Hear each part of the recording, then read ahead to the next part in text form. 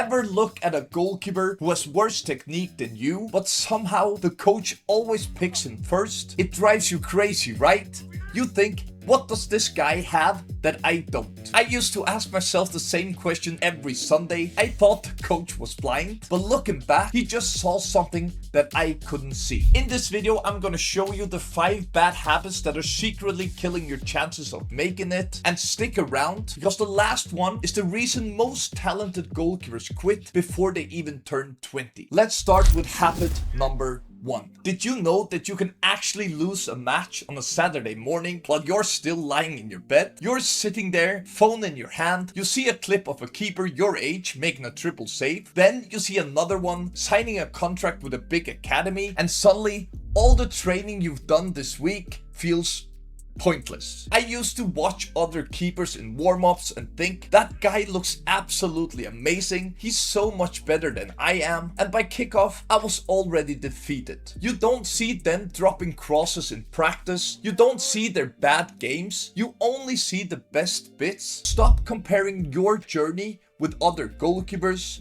Instead, write down one thing you did better today than you did yesterday. Just one thing. Maybe your goal kicks were straighter. Maybe you held a catch you usually drop. Because if you're better than you were yesterday, you're already winning. Okay, so you stop chasing the other guy. Great. But now there's another problem. Because once you focus on your own game, you start hearing things. And sometimes what you hear is more dangerous than what you see. Let's talk about that in habit number 2. You ever make a save or maybe let in a soft goal and you instantly look at the sideline? You're looking for your dad, you're looking at your coach, or maybe you're listening to that one loud parent from the other team screaming that you're too short, that you're not good enough. I remember a game where I was playing really well, but then I miss a cross. I see my teammates rolling their eyes, a dad on the sideline shouting, "He's shaky today."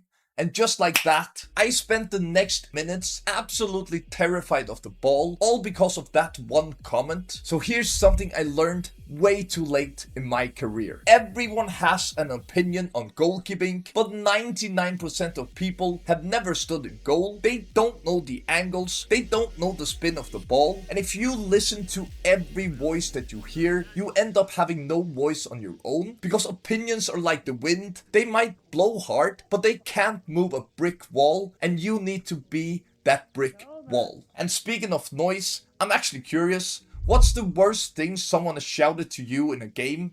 Drop it down below. You know I read them and I always try to answer.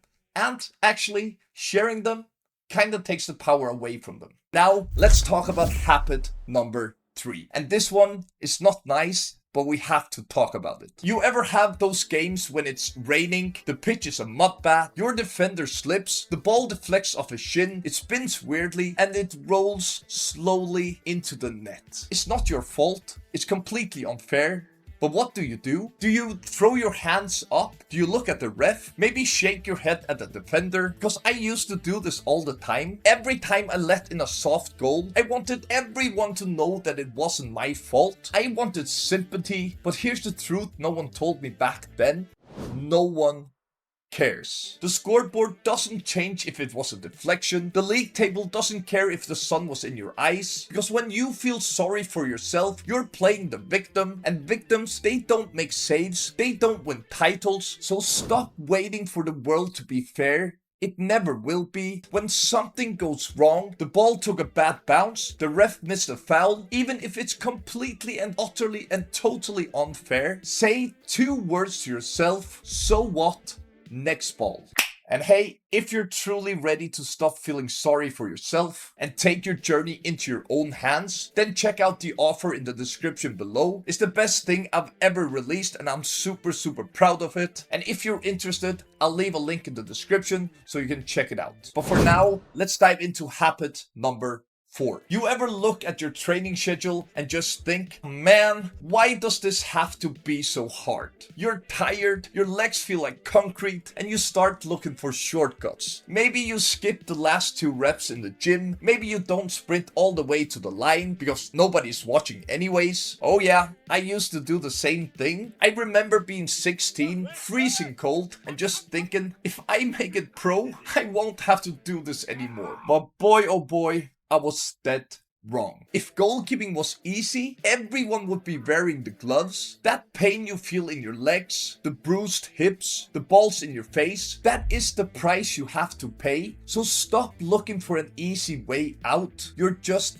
cheating yourself. But you can have the best work ethic in the world, but if your mind is always stuck in the future, you will always fail. Let's dive into habit number 5. And you're probably gonna hate me for saying this, but you need to stop wanting to be a professional goalkeeper. Sounds backwards, right? Every time you step onto the pitch thinking, I need to impress a scout, or I need that contract, you're paralyzed. You play with so much fear. You're so focused on the destination that you actually forget to drive the car, because you cannot control if a scout likes you. You cannot control if a club has a budget, and wanting it really badly doesn't really make it happen. Instead, replace that goal of being a pro goalkeeper with something like being the best version of yourself today. Control your diet, control your sleep, control your effort. Stop chasing those butterflies. Start building a garden and they will come find you. Now, all of these habits are super important, but if you want to know the 5 biggest mistakes that 12 to 18-year-old goalkeepers make, then click this video.